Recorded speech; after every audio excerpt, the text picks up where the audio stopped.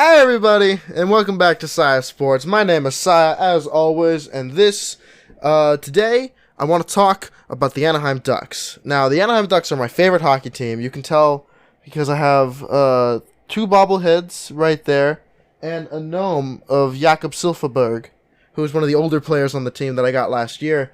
And I want to talk about them because what they're building is pretty scary.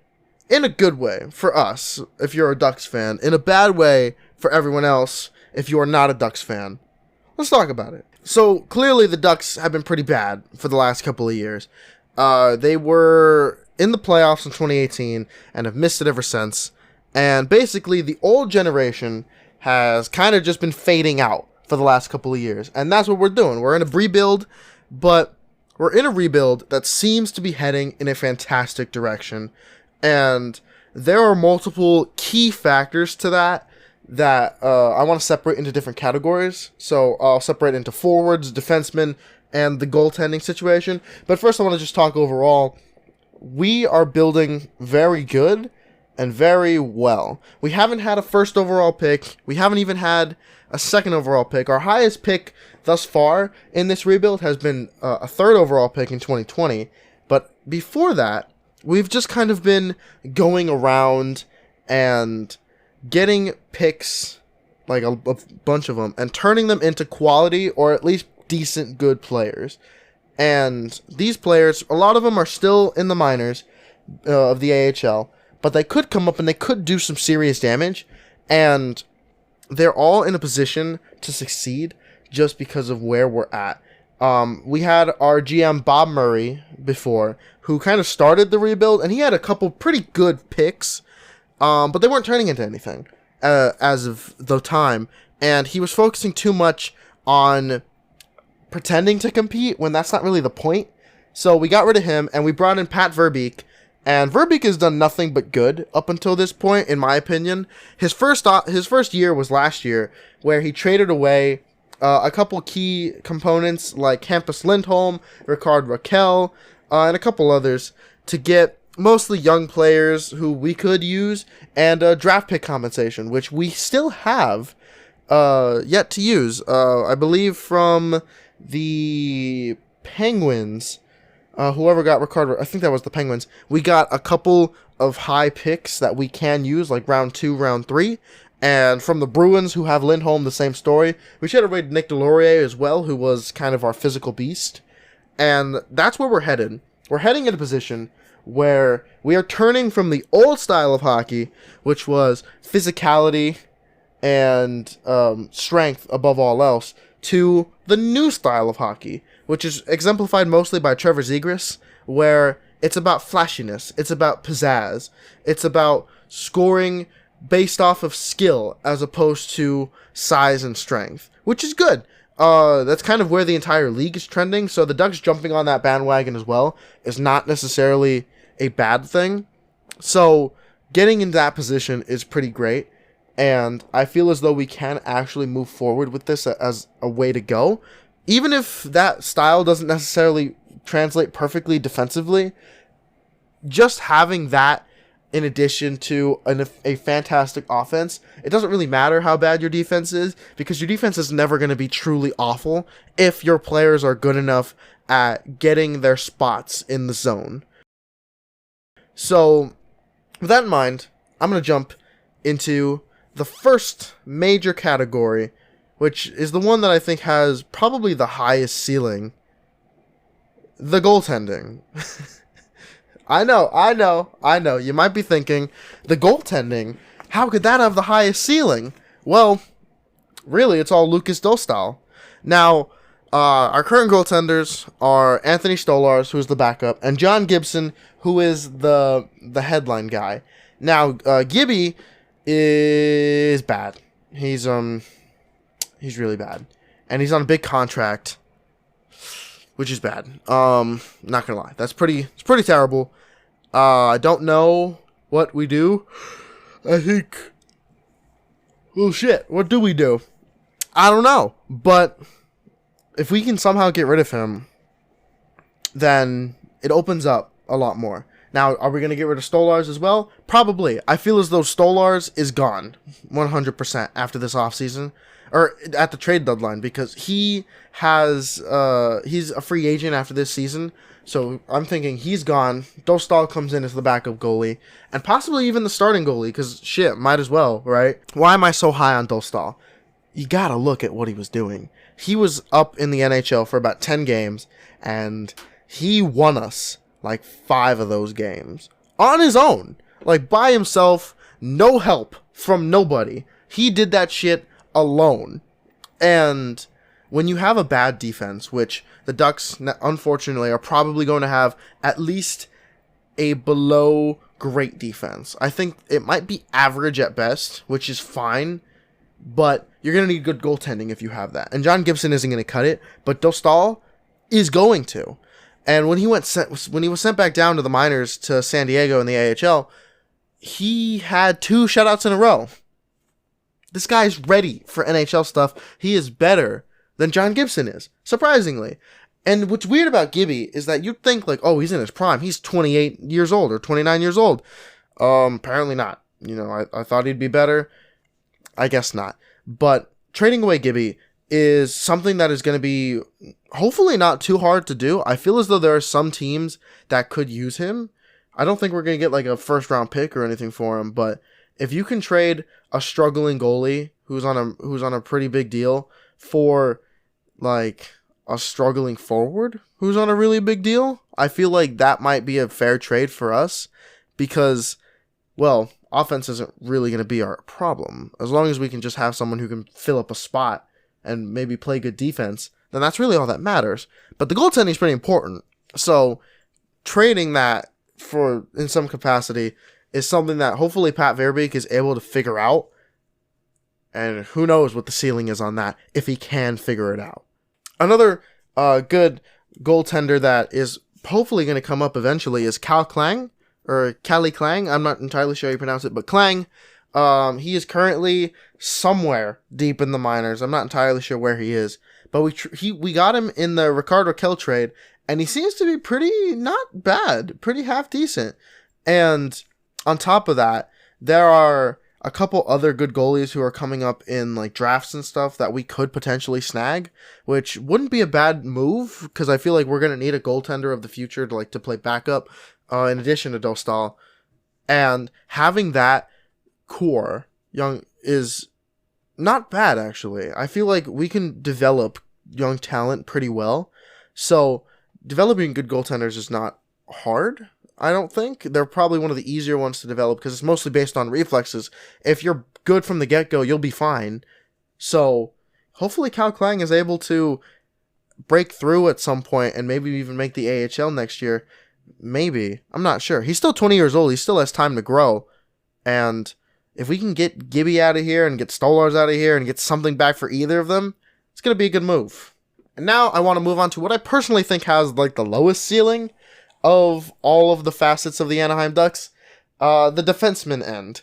Now, we focused in our drafting of defensemen and developing of defensemen. Our main goal is offensive defensemen, which is not a bad thing, but at the same time is kind of hard to justify if you're not going to have defensive defensemen surrounding them, which through free agency we could possibly get. Like Dmitry Kulikov is a very defensive-based defenseman, and he's fairly not bad at it. Jamie Drysdale is our key to the defenseman style that we're hoping to go for. Unfortunately, he suffered a torn labrum, I believe it was, in like the first month or month and a half of the season, and he has earned a grand total of 0 points for the 2022-23 season, which really sucks, because Jamie has been in here for about 2 years now, and he's been pretty good. He's been pretty decent. Of course, bad on the defensive end, which we kind of expected at this point. But at the same time, offensively, he's pretty good. He's a good goal scorer. He's a good assist player. He's a good playmaker from the backcourt. So, I said backcourt like this is basketball. From the blue line. So, hopefully, he can get back to form and compete at a high level coming into next year. He will be 23 years old, so he's still just entering his prime or just getting to that point. And we still have a bunch of young guys who are able to get here. The main two are Pavel Mintyukov and Olen Zellweger. If you know Zellweger, he just went to the World Junior Championships for Team Canada because he is Canadian, and his team fucking dominated. They not even close to being challenged. Now, admittedly, that was Connor Bedard kind of carrying them, but at the same time, Zellweger put in the work. He is doing really good. He just got traded for like a massive haul in the WHL, I believe it is, or the OHL, one of those two leagues. And he is expected to hopefully join San Diego next year and then come up the year after that. Pavel Mintyukov, if you know, in the 2022 draft, he was our 10th overall pick. This guy is a beast. I don't know why everyone passed up on him. He is fantastic. He's in the WHL, I believe. He has been dominant for the tournament to end the season. At the trade deadline, he was traded from one OHL team to another for like 4 first-round picks. They realize that they're only going to have him for like the rest of the season, right? He's going to be in the AHL next year, I think. So he might even be in the NHL next year. He's that good. Defensively, he's actually pretty good. He's not big. I mean, he's kind of like, he's tall-ish, but he's not like big. He's not a beast. But he's good on the defensive end at stripping the puck and keeping up with it, which is really what's most important, as opposed to like being able to knock out the guys who have it. But it's offensively where he's fantastic. He's a great goal scorer. He's a great passer. He's really good at capturing the pizzazz that we're really going for. When he plays, he tries to put on a show with what he's doing, and I really appreciate that. That's something that not even Jamie Drysdale can do as good as Pavel Mintyukov can do. So Mintyukov and Drysdale eventually being like the 1-2 punch of the organization is going to be fantastic for that blue line, and I cannot wait to see it. And again, it has the lowest ceiling because offensive defensemen can only take you so far if they cannot improve on the defensive end. But at the same time, there is a lot that you can get from that. But really, the most important thing that we have is our next bit, the forwards. Now, I don't really need to focus too much on the forwards because you already know the story.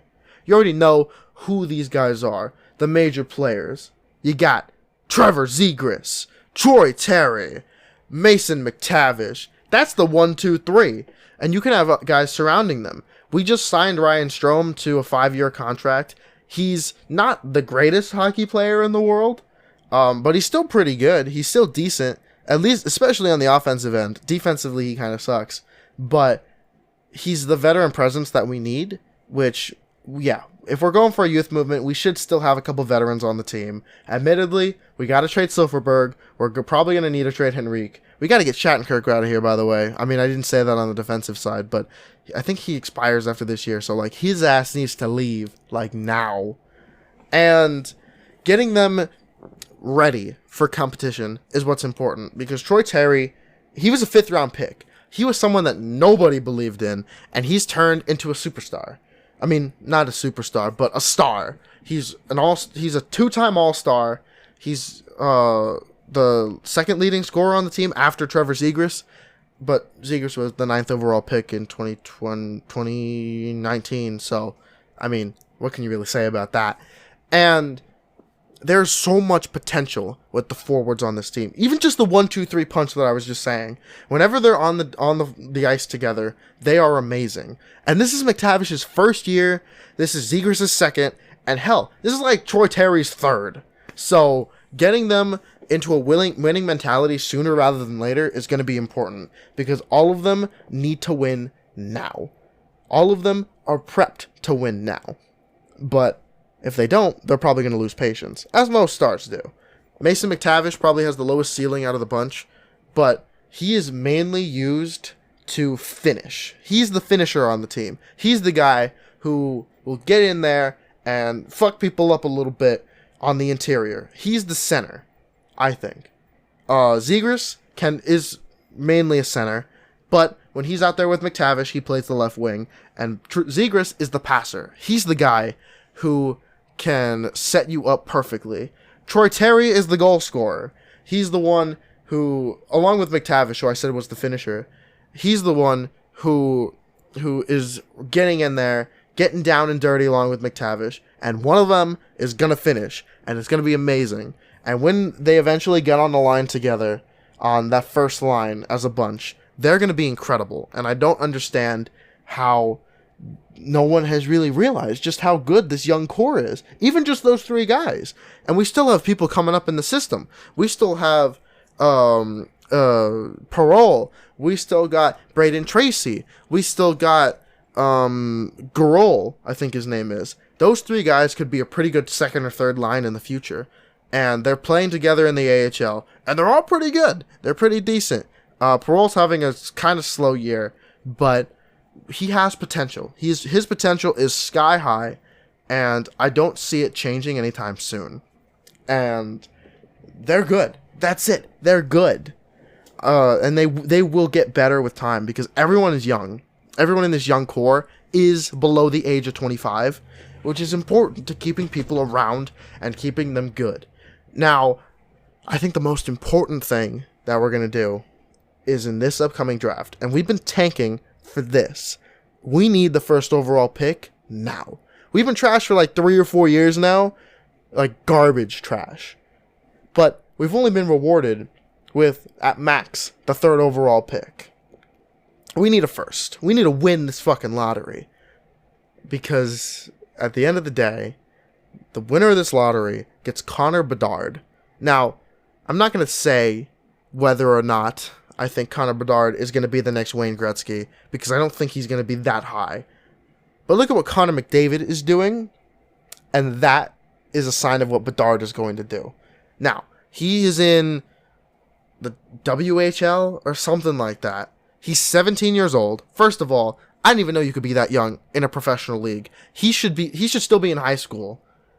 He's not even playing for his high school team. He's playing for like the fucking pros, like doing maths on the side and shit. He has scored in about 40 games. I believe it was 100 points in like 40 games. I was like, oh my god. He went to the World Juniors, the World Junior Championships. He was out of his team for like 2 weeks, and no one caught him in point scoring at all. Like, he was gone for like almost half the month of December. Hell, he was the leading scorer in December. He wasn't even there half the time. And that is what Connor Bedard can bring. He is the superstar of the future. He is like Jesus out there right now. Like, if Jesus could skate, that's what Connor Bedard would be like. Walking on water, hell, he's literally doing that shit. But with skates and skating on frozen water, which is called ice. And his potential is higher than anyone else's on the team. You could say, arguably, maybe Zegras could end up being a top 10 player in the league. Probably not, but if he fits in a system that works perfectly around him, which we are currently in the midst of building with Terry and McTavish, who work perfectly surrounding his game, well, maybe. But Bedard could be out there with me, and he'd still be fantastic. He could be out there. I could be his left wing. He don't give a fuck. He will never pass me the puck, and he'll still lead us to like an 82-0 season kind of guy. So that's what we're going for. That's what this team needs. And what's crazy enough is that there are a couple other prospects who are also like first overall pick worthy that no one talks about. Like, whoever gets in this lottery, literally 1 through 5, you are getting a franchise talent no matter what. I don't even know their names, but they're franchise talents, apparently. And that's what we're going for, because we need those picks. Ooh, we need them. We need them. Because our stars of the future are lying in wait in the AHL, in the fucking 4th line right now, or in Bedard. And if we don't get him, it doesn't ruin our day, obviously. It doesn't ruin our whole rebuild.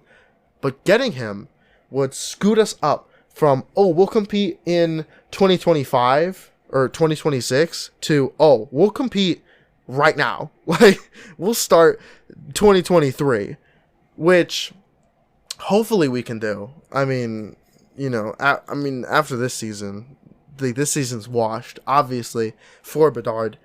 But if we get Bedard, he could jump into the NHL immediately and succeed. And that's what we're going for. Now, obviously, we're going to need to make some changes if we do that. We're going to need to get rid of Dallas Eakins and get a new head coach. Maybe someone younger, someone who can understand the young kids and how they move and how they work and how they play and figure them out. But still, it's all possible. And that's the thing that excites me the most about this Anaheim Ducks team. That's the thing. So much potential, so much pizzazz. I feel like they're going to put on a show every time they get out there on the ice, once you hand over the keys to the franchise. And that's what's most important, and that is what Pat Verbeek is currently building, and I have complete faith in them. Because we've seen rebuilds come and go. We've seen people fail. We've seen teams fail rebuilds before, but this feels weirdly different. This feels like you have pieces 1 through 5 already there, and we're just waiting on guy number 6.